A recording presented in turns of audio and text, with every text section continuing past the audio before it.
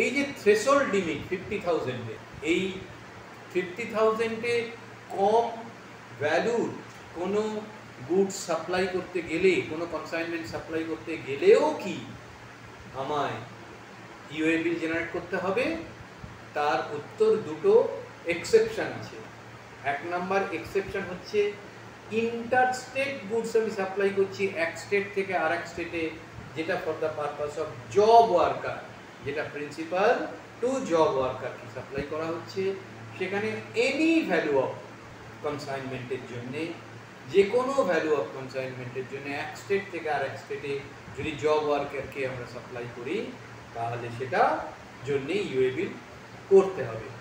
আর একটা কি না, আর একটা হচ্ছে কোনো হ্যান্ডিক্রাফটস গুডস, হাতে তৈরি কোনো গুডস যদি কোনো কেউ সাপ্লাই করে, even the dealer is exempt from GST registration, তার জিএসটি রেজিস্ট্রেশন নেই, তবুও তাকে ইউএ বিল জেনারেট করতে হবে। এটা একটা ইউএ বিল পোর্টালে একটা ফেসিলিটিস দেয়া আছে, একটা অপশন দেয়া আছে, যেখানে আনরেজিস্টার্ড পার্সনরাও জিএসটি ইউএ বিল জেনারেট করতে পারে।